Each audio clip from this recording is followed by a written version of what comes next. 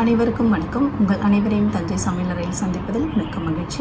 இன்றைக்கி நம்ம பார்க்க போகிற ரெசிபி தக்காளி சூப். எப்படி செய்யலாம் பார்க்கலாம் வாங்க. தண்ணி நல்லா கொதிக்குதுங்க. இது கூட நம்ம வாஷ் பண்ணி வச்சுருக்க தக்காளியை சேர்த்துக்கலாம். நான் ஒரு 4 தக்காளி எடுத்திருக்கேன். எனக்கு உங்களுக்கு எவ்வளோ சூப் வேணுமோ அந்தளவுக்கு தக்காளி எடுத்துக்கோங்க.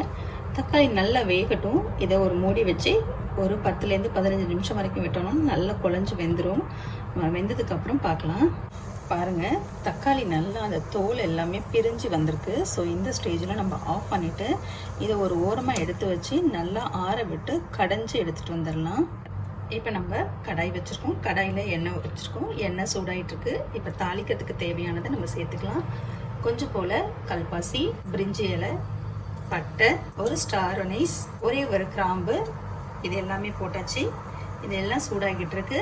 இந்த நேரத்தில் ஒரு அரை ஸ்பூன் அளவுக்கு சோம்புத்தூள் எல்லாமே நல்லா பொரிஞ்சுக்கிட்டு இருக்கு. இப்போ நம்ம ஒரு பெரிய வெங்காயத்தை நீல வாக்கில் கட் பண்ணி வச்சுருக்கோம். அதை இது கூட சேர்த்துக்கலாம். வெங்காயம் கொஞ்சமாக வதங்கிட்டு இருக்கு. இந்த ஸ்டேஜில் நான் இந்த சூப்புக்கு தேவையான அளவுக்கு காரம், பச்சை மிளகா சேர்த்துருக்கேங்க. நீங்கள் பட்டை மிளகா வேணால் கூட போட்டுக்கலாம். நான் பச்சை மிளகா தான் சேர்ப்பேன். அதனால் பச்சை மிளகா சேர்த்துருக்கேன். கொஞ்சம் போல் கருவேப்பிலை. நீங்கள் எவ்வளோ காரம் இந்த சூப்புக்கு வேணுமோ உங்கள் காரத்து கூட சேர்த்து சாப்பிட்றதுக்கு அந்தளவுக்கு நீங்கள் பச்சை மிளகா தான் சேர்த்துக்கணும். ஏன்னா நம்ம வேறு எதுவும் இதில் யூஸ் பண்ண போகிறதில்ல. அதனால் உங்களுக்கு எவ்வளோ பச்சை மிளகா வேணுமோ அவ்வளோ போட்டுக்கோங்க.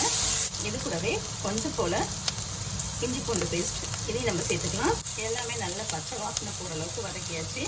இப்போ இது கூட நம்ம ஏற்கனவே வேக வச்சு எடுத்து கடைஞ்சி வச்சுருக்கிற தக்காளியை இது கூட சேர்த்துக்கலாம். ஒரு 1/4 ஸ்பூன் அளவுக்கு மஞ்சத்தூள், இந்த டிஷ்ஷுக்கு தேவையான அளவுக்கு உப்பு. இதை மூடி வச்சு நல்லா கொதி வரட்டும். இப்போ பாருங்க, நம்ம சூப்பு ஒரு 10 நிமிஷத்துலேயே நல்லா கொதிச்சிருச்சு. இது ஈஸியாக ரெடி பண்ணிடலாங்க.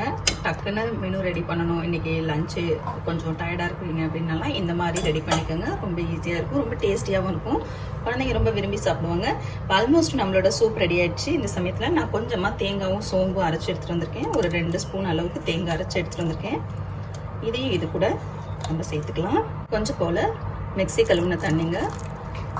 அவ்வளோதாங்க, நம்ம சூப் ரெடி ஆயிடுச்சு. இப்போ இது ஒரே ஒரு கொதி வந்தால் போதும். நம்ம தேங்காய் ஊற்றிருக்கோம். கொதி வந்ததுக்கப்புறம் ஆஃப் பண்ணிடலாம். ஒரு 5 நிமிஷம் அப்படியே விடுங்க, அது கொதிக்கட்டும். பாருங்கள், இந்த மாதிரி நல்லா அப்படி பொங்கி வருது, சுற்றி அப்படியே நுரைச்சிட்டு வருது பாருங்கள். இந்த ஸ்டேஜில் நம்ம இது ரெடி ஆகிடுச்சுங்க. இப்போ சூப் தயாராக இருக்குது. நம்ம இதை கொஞ்சம் போல் கொத்தமல்லி சேர்த்துக்கலாம். இதுக்கு பொடியாலாம் நறுக்க வேண்டாம், கையாலேயே 1-2 பிச்சு போடுங்க. ஆஃப் பண்ணிடலாம். இப்போ நம்ம சூப் தயாருங்க. தக்காளி சூப் எப்படி இருக்குன்னு செய்து பார்த்து கமெண்ட் செக்ஷனில் கமெண்ட் பண்ணுங்கள். இந்த சூப் குழந்தைங்களுக்கு ரொம்ப பிடிக்குங்க. பெரியவங்க கூட ரொம்ப விரும்பி சாப்பிடுவாங்க. ஏன்னா அப்படி ஒரு மனமாக இருக்கும். நீங்கள் இதே மாதிரி செய்து பார்த்துட்டு உங்கள் கருத்துக்கள் கமெண்ட் செக்ஷனில் பதிவு பண்ணுங்கள். லைக் பண்ணுங்கள், ஷேர் பண்ணுங்கள்.